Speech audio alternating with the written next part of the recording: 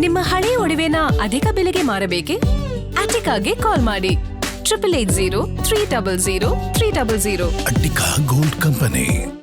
ಇದಕ್ಕೆ ಸಂಬಂಧಪಟ್ಟಂತ ಮತ್ತೊಂದು ಮೇಜರ್ ಅಪ್ಡೇಟ್ ಇದೆ. ಇದು ಗ್ಯಾರಂಟಿ ನ್ಯೂಸ್ನ ಬಿಗ್ ಎಕ್ಸ್ಕ್ಲೂಸಿವ್ ಸ್ಟೋರಿ. ಬೇರೆ ಚಾನಲ್ ಕೊಟ್ಟಿರಲ್ಲ, ಕೊಡೋದಕ್ಕೂ ಸಾಧ್ಯ ಇಲ್ಲ. ಪ್ರಳಯಾಂತಕಿ ಪ್ರಿಯಾಂಕಾಗೆ ಸಂಬಂಧಪಟ್ಟಂತ ಸ್ಫೋಟಕ ಸುದ್ದಿ ಗ್ಯಾರಂಟಿ ನ್ಯೂಸ್ನಲ್ಲಿ ಮಾತ್ರ. ಕಾರ್ನಲ್ಲಿ ದಾರಿಯುದ್ದಕ್ಕೂ ಮೋಹನ್ ಪರವಾಗಿ ಹೇಳ್ಕೊಂಡು ಬರ್ತಾ ಇರ್ತಾಳಂತೆ ಪ್ರಿಯಾಂಕಾ. Soft corner. ಮೋಹನ್ ಅಂತವನಲ್ಲ, ಮಗುವನ್ನ ಕೊಲ್ಲೋ ನಾಟಕ ಮಾಡಿಲ್ಲ. ಆದ್ರೆ ಗಂಡ ಪ್ರವೀಣನ್ನ ಬೈಯುತ್ತಲೇ ನೌಟಂಕಿ ಪ್ರಿಯಾಂಕಾ ನಾಟಕ ಆಡ್ತಾ ಬರ್ತಾಳೆ ಕಾರಿನಲ್ಲಿ. ಆತನಿಂದಲೇ ಇಷ್ಟೆಲ್ಲ ಆಗಿದ್ದು, ಆತನಿಂದಲೇ ನನ್ನ ಮಗು ಸತ್ತಿದ್ದು, ನಾನು ಡಿವೋರ್ಸ್ ಕೇಳಿದಾಗ ಕೊಟ್ಟಿದ್ರೆ ಇದೆಲ್ಲ ಆಗ್ತಾನೆ ಇರಲಿಲ್ಲ ಸರ್ ಅಂತ ಪೊಲೀಸರ ಮುಂದೆ ಆಕೆ ಎಳೆಯಾಗಿ ಬಿಚ್ಚಿಡ್ತಾಳೆ. ಮೊದಲು ಡಿವೋರ್ಸ್ಗೆ ಸೈನ್ ಮಾಡಿದ್ರು, ನಂತರ ಯಾರದೋ ಮಾತು ಕೇಳಿ ವಾಪಸ್ ತಗೊಂಡ್ರು. ನನ್ನನ್ನೇ ನನ್ನ ಗಂಡ ಕಾಂಪಿಟೇಷನ್ ಅನ್ನೋ ರೀತಿಯಲ್ಲಿ ಕೇಳ್ಬಿಟ್ಟ, ಕಾಂಪ್ರಮೈಸ್ ಮಾಡ್ಕೊಳ್ಳೋಣ ಅನ್ನೋ ರೀತಿಯಲ್ಲಿ ಕೇಳ್ಬಿಟ್ಟ. ಕಾರ್ನಲ್ಲಿ ಬರುವಾಗ ನಾನು ನನ್ನ ಪ್ರಿಯಕರ ಈ ವಿಚಾರಗಳನ್ನ ಮಾತಾಡ್ತಾ ಬಂದ್ವಿ ಅನ್ನುವಂತಹ ವಿಚಾರಗಳನ್ನ ಕೂಡ ಆಕೆ ಪೊಲೀಸರ ಮುಂದೆ ಹೇಳ್ತಾಳೆ. ಹಾಗಾದ್ರೆ ಪ್ರಿಯಾಂಕಾಳ ಅಸಲಿ ಎನ್ಕ್ವೈರಿ ಶುರುವಾಗಿದ್ದೆಯಲ್ಲಿ, ಪೊಲೀಸರಿಗೆ ಅನುಮಾನ ಬಂದಿದ್ದೆಯಲ್ಲಿ, ಅಸಲಿ ವಿಚಾರವನ್ನ ಕೆದಕಿದ್ದು ಹೇಗೆ, ಆ ಕುರಿತ ಡೀಟೇಲ್ಸ್ ಅನ್ನ ನಿಮ್ಮ ಮುಂದೆ ಇಡ್ತಾ ಇದ್ದೀವಿ.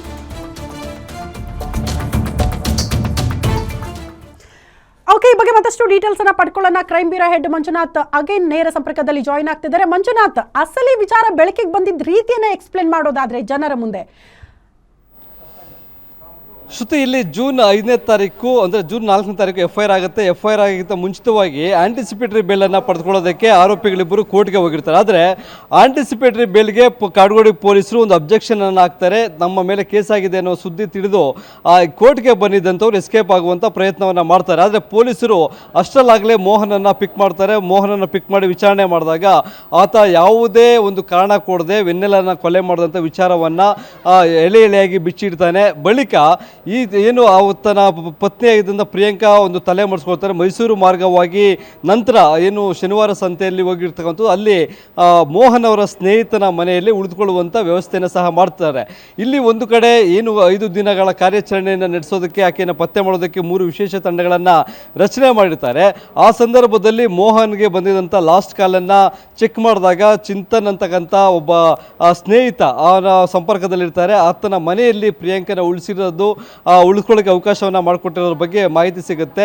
ನೇರವಾಗಿ ಆ ಚಿರಂತನ್ನು ಕರೆದುಕೊಂಡು ಹೋಗಿ ಆಕೆಯನ್ನು ವಶಕ್ಕೆ ಪಡೆಯುವಲ್ಲಿ ಯಶಸ್ವಿ ಆಗ್ತಾರೆ. ಅದಕ್ಕೂ ಮುಂಚಿತವಾಗಿ ಆ ಮನೆಯಲ್ಲಿ ಉಳ್ಕೊಂಡಿದ್ದಂಥ ಏನು ಪ್ರಿಯಾಂಕಾ ಕೆಲವೊಂದು ಕಥೆಗಳನ್ನಿರ್ತದೆ. ನನ್ನ ಮಗು ಸತ್ತೋಗಿದೆ, ಕೊಲೆ ಕೇಸಲ್ಲಿ ನನ್ನ ಸ್ನೇಹಿತನನ್ನು ಅರೆಸ್ಟ್ ಮಾಡಲಾಗಿದೆ, 2 ದಿನದಲ್ಲಿ ಈ ಸಮಸ್ಯೆ ಎಲ್ಲ ಬಗೆಹರಿಯುತ್ತೆ, ಅಲ್ಲಿವರೆಗೂ ಅವಕಾಶ ಮಾಡಿಕೊಡ್ಬೇಕು ಅಂತ ಕೇಳ್ತಾರೆ. ಆದರೆ ಈಕೆ ಕೊಲೆ ಒಂದು ಮಗುವನ್ನು ಕೊಲೆ ಮಾಡಿರ್ತಕ್ಕಂಥ ವಿಚಾರ ಮಾಧ್ಯಮಗಳಲ್ಲಿ, ಅದರಲ್ಲೂ ಗ್ಯಾರಂಟಿ ನ್ಯೂಸನ್ನು ನೋಡಿದಂಥ ಅವರ ಕುಟುಂಬಸ್ಥರು ಆಕೆಯನ್ನು ಮನೆಯಲ್ಲಿ ಉಳಿಸ್ಕೊಳ್ಳೋದಕ್ಕೆ ಒಪ್ಕೊಳ್ಳೋದಿಲ್ಲ. ತೀವ್ರ ವಿರೋಧವನ್ನು ವ್ಯಕ್ತಪಡಿಸಿದಾಗ ಈ ಒಂದು ಮೋಹನ್ನ ಸ್ನೇಹಿತ ಆಕೆಯನ್ನು ಮನೆಯಿಂದ ಒಂದು ಹೋಮ್ ಸ್ಟೇಗೆ ಶಿಫ್ಟ್ ಮಾಡುವಂಥ ಕೆಲಸವನ್ನು ಸಹ ಮಾಡ್ತಾರೆ. ನೇರವಾಗಿ ಇಲ್ಲಿ ಚಿರಂತನ ಕರ್ಕೊಂಡು ಹೋಗಿದ್ದಂಥ ಪೊಲೀಸ್ ಸಬ್ ಇನ್ಸ್ಪೆಕ್ಟರ್ ಏನು ಇದ್ದಾರೆ ಅವರನ್ನು ವಶಕ್ಕೆ ಪಡ್ಕೊಳ್ತಾ, ಆಗ ಆಕೆ ಪೊಲೀಸರಿಗೆ ಸಿಕ್ಕಿ ಬೀಳ್ತಾ ಇದ್ದಂತೆ ಕೆಲವೊಂದು ಪೊಲೀಸರು ಏನು ಕೇಳದೇ ಇದ್ರೂ ಸಹ ಈ ಒಂದು ವೆನ್ನೆಲ ಸಾವಿಗೆ ಸಂಬಂಧಪಟ್ಟಂತೆ ಕೆಲವೊಂದು ಸ್ಫೋಟಕ ವಿಚಾರಗಳನ್ನು ಪೊಲೀಸರ ಮುಂದೆ ಬಿಚ್ಚಿರ್ತಕ್ಕಂಥದ್ದು. ನಾನು ನನ್ನ ಮಗುವಿನ ಕಪ್ಪಾಗಿದ್ದಾಳೆ ಅನ್ನೋ ಕಾರಣಕ್ಕಾಗಿ ದೂರ ಮಾಡಲಿಲ್ಲ, ಕೊಲೆ ಮಾಡಲಿಲ್ಲ, ನಾನು ಅದಕ್ಕೆ ಬೇರೆ ರೀತಿಯಾಗಿ ವಿದ್ಯಾಭ್ಯಾಸವನ್ನು ಎಲ್ಲ ಕೊಡಬೇಕು ಅಂತಿದ್ದೆ. ಆದರೆ ಇಲ್ಲಿ ಮೋಹನನೇ ಆಕೆಯನ್ನು ಸಾಯಿಸಿದ್ದಾನೆ. ನಾವೀಗೆ ಒಂದು ಶಾಪಿಂಗ್ಗೆ ಹೋಗಿದ್ದಂಥ ಸಂದರ್ಭದಲ್ಲಿ ನಾನು ಇಲ್ಲದಿದ್ದಾಗ ಮಗುವಿನ ಮೇಲೆ ಹಲ್ಲೆ ಮಾಡಿ ಸಾಯಿಸಿದ್ದಾನೆ ಅಂತಕ್ಕಂಥ ವಿಚಾರವನ್ನು ಸಹ ಹೇಳ್ತಾರೆ. ಇದಕ್ಕೂ ಮುಂಚಿತವಾಗಿ ನಾವಿಬ್ಬರೂ ಸಹ ಬೇರೆ ಬೇರೆ ಆಗಬೇಕು, ಡಿವೋರ್ಸ್ಗೆ ಅಪ್ಲೈ ಮಾಡಿದಾಗ ತನ್ನ ಪತಿ ಪ್ರವೀಣ್ ಅರ್ಜಿಗೆ ಸೈನ್ ಹಾಕಿದ್ದಿದ್ರೆ ಈ ರೀತಿಯಾಗಿ ಆಗ್ತಾ ಇರಲಿಲ್ಲ. ಆತ ಸಹಿ ಆಗದೆ ಇರ್ತಕ್ಕಂಥ ಹಿನ್ನೆಲೆಯಲ್ಲಿ ಆ ಮೋಹನ್ ಆ ಮಗುವನ್ನು ಕೊಲೆ ಮಾಡೋ ಉದ್ದೇಶದಿಂದ ಈ ರೀತಿಯಾಗಿ ಮಾಡಿದ್ದಾನೆ. ನಾನು ಯಾವುದೇ ಕಾರಣಕ್ಕೂ ಮಗುವನ್ನು ಕೊಲೆ ಮಾಡಲಿಲ್ಲ ಅಂತಕ್ಕಂಥ ಮಾಹಿತಿಯನ್ನು ಪೊಲೀಸರ ಮುಂದೆ ಹೇಳಿರ್ತಕ್ಕಂಥದ್ದು. ದಾರಿಯುದ್ದಕ್ಕೂ ಇಲ್ಲಿ ನಾನು ಆಗಲೇ ಹೇಳಿದಾಗೆ ಮಗು ಮನೆಯಲ್ಲಿ ಮಲಗಿದ್ದಾಗ ಎಚ್ಚರಗೊಳ್ಳದೇ ಇದ್ದಂಥ ಸಂದರ್ಭದಲ್ಲಿ ಯಾವ ನಿರ್ಲಕ್ಷ್ಯವನ್ನು ತೋರಿದ್ರು, ಇಲ್ಲೂ ಅಷ್ಟೇ ಅವರ ಪತಿಯಾಗಲಿ ಅಥವಾ ಸತ್ತೋಗಿರ್ತಕ್ಕಂಥ ಅವರ ಮಗು ಏನಿದೆ ವೆನ್ನೆಲ ಬಗ್ಗೆ ಯಾವುದೇ ರೀತಿಯಾದಂಥ ಒಂದು ಕನಿಕರ ಇರಲಿಲ್ಲ. ಬದಲಾಗಿ ಮೋಹನು ಸಹ ಯಾವುದೇ ರೀತಿಯಾದಂಥ ಕೊಲೆಯನ್ನು ಮಾಡಿಲ್ಲ. ಮಗು ಸತ್ತಿದೆ, ಅದು ಆಕಸ್ಮಿಕವಾಗಿ ಸತ್ತಿಲ್ಲ, ಅನಾರೋಗ್ಯದಿಂದ ಸತ್ತಿಲ್ಲ, ಫುಡ್ ಪಾಯ್ಸನ್ ಆಗಿ ಸತ್ತಿಲ್ಲ, ಆದರೆ ಕೊಲೆ ಮಾಡಿರೋದೇ ಅಂತ ಅನ್ನಕ್ಕಂಥ ಒಂದು ಮರಣೋತ್ತರ ಪರೀಕ್ಷೆ ವರದಿ ಬಂದಿದೆ, FSL ವರದಿ ಬಂದಿದೆ. ಆದರೂ ಸಹ ಇದೇ ಪ್ರಿಯಾಂಕಾ ತನ್ನ ಎರಡನೇ ಪತಿಯಾದಂಥ ಮೋಹನ್ ಪರವಾಗಿ ನಿಂತ್ಕೊಂಡಿದ್ಲು.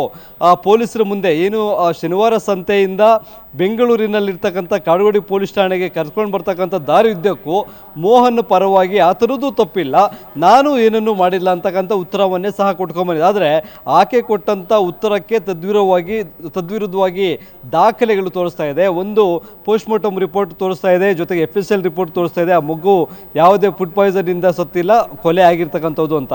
ಹೀಗಾಗಿ ಸದ್ಯ ಏನು ಪ್ರಿಯಾಂಕಾಳನ್ನ ವಶಕ್ಕೆ ಪಡೆದಿರ್ತಕ್ಕಂಥ ಪೊಲೀಸರು 5 ದಿನಗಳ ಕಾಲ ವಶಕ್ಕೆ ಪಡ್ಕೊಂಡಿದ್ದಾರೆ.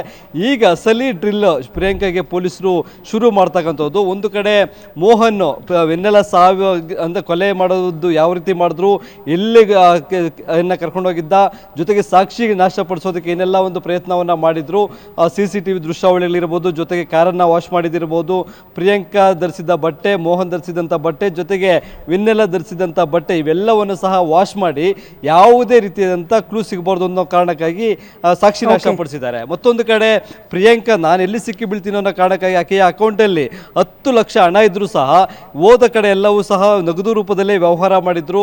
ಯಾಕೆಂತಂದರೆ ಫೋನ್ ಅಕೌಂಟಲ್ಲಿ ಇರ್ತಕ್ಕಂಥ ಹಣವನ್ನು ಫೋನ್ಪೇ ಮುಖಾಂತರ, ಗೂಗಲ್ ಪೇ ಮುಖಾಂತರ ಪೇಮೆಂಟ್ ಮಾಡಿದಾಗ ಅದನ್ನು ಟ್ರ್ಯಾಪ್ ಮಾಡ್ತಾರೆ, ಮೆಸೇಜನ್ನು ಟ್ರ್ಯಾಕ್ ಮಾಡ್ಕೊಂಡ್ಬಂದು ಪೊಲೀಸರು ನನ್ನನ್ನು ಹಿಡ್ಕೊಳ್ತಾರೆ ಅಂತ ಭೀತಿ ಇತ್ತು. ಹಾಗಾಗಿ ನಗದು ರೂಪದಲ್ಲಿ ವ್ಯವಹಾರ ಮಾಡಿದ್ದು. ಇನ್ನು ಮುಂದೆ ನಡೀತಕ್ಕಂಥ ತನಿಖೆಯಲ್ಲಿ ಪ್ರಿಯಾಂಕಾ ಪಾತ್ರ ಏನು ಅನ್ನೋದು ಬೆಳಕಿಗೆ ಬರಲಿದೆ. ಶ್ರುತಿ. ಓಕೆ ಮಂಜುನಾಥ್, ಧನ್ಯವಾದಗಳು ತಮ್ಮೆಲ್ಲ ಮಾಹಿತಿಗೆ. ಮತ್ತೊಂದು ಅಪ್ಡೇಟ್ ಇದೆ. ಮಗು ವೆನಿಲಾ ಮರ್ಡರ್ ಕೇಸ್ನಲ್ಲಿ ಪೊಲೀಸರ ತಲೆದಂಡ ಆಗಿ ಹೋಗಿದೆ. ಕಾಡುಗೋಡಿ ಠಾಣೆಯ ಅಂದಿನ ಇನ್ಸ್ಪೆಕ್ಟರ್ ರಂಗಸ್ವಾಮಿ ಸಸ್ಪೆಂಡ್ ಆಗಿದ್ದಾರೆ. ಈ ಕೊಲೆ ಕೇಸ್ಗೆ ಸಂಬಂಧಪಟ್ಟಂತೆ PSI ನಿಂಗರಾಜು ಓರ್ವ ಕಾನ್ಸ್ಟೇಬಲ್ ಸಸ್ಪೆಂಡ್ ಮಾಡಿ ಆದೇಶವನ್ನು ಹೊರಡಿಸಲಾಗಿದೆ. ಮೂವರನ್ನ ಅಮಾನತು ಮಾಡಿ ಪೊಲೀಸ್ ಆಯುಕ್ತರು ಆದೇಶ ಹೊರಡಿಸಿದ್ದಾರೆ. ಮೊದಲು UDR ದಾಖಲಿಸಲಾಗಿತ್ತು, ಬಳಿಕ ಮರ್ಡರ್ ಕೇಸ್ ಆಗಿದೆ. ಈ ಕೇಸಲ್ಲಿ ಅಧಿಕಾರಿಗಳ ಲೋಪ ಇರೋದ್ರಿಂದ ಮೂವರನ್ನ ಕೂಡ ಅಮಾನತುಗೊಳಿಸಲಾಗಿದೆ. ಅಧಿಕಾರಿಗಳ ಉದ್ದೇಶ ಏನಿತ್ತು ಅನ್ನೋದನ್ನ ಪತ್ತೆ ಹಚ್ಚಲಾಗ್ತಾ ಇದೆ. ಸದ್ಯ ತನಿಖೆ ಬೇರೆ ಅಧಿಕಾರಿಯನ್ನ ನೇಮಕ ಮಾಡಲಾಗಿದೆ. ಇಡೀ ತನಿಖೆಗೆ ಸಂಬಂಧಪಟ್ಟಂತೆ ತನಿಖಾ ಲೋಪಗಳ ಬಗ್ಗೆ ಹೆಚ್ಚಿನ ತನಿಖೆಯನ್ನ ಕೂಡ ನಡೆಸಲಾಗ್ತಾ ಇದೆ.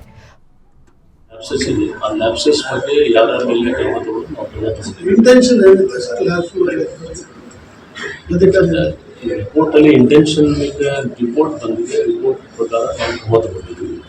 ಇಂಟೆನ್ಷನ್ ಖಂಡಿತ ಸರಿ ಇರ್ಲಿಕ್ಕಿಲ್ಲ, ಅದಕ್ಕೋಸ್ಕರ ಈಗ ನೋಡ್ಬೇಕು. ಈಗ IO ಚೇಂಜ್ ಆಗಿದೆ, IO ನಾವು ACP ಲೆವೆಲ್ ಆಫೀಸರ್ಗೆ ತನಿಖೆ ಕೊಟ್ಟಿದ್ದೀವಿ. ಎನಿವೇ ಸಿಮಂತ್ ಕುಮಾರ್ ಸರ್ ಹೇಳ್ತಾ ಇದ್ರು IO ಚೇಂಜ್ ಆಗಿದ್ದಾರೆ ಇಡೀ ಕೇಸ್ಗೆ ಸಂಬಂಧಪಟ್ಟಂತೆ ಅಂತ.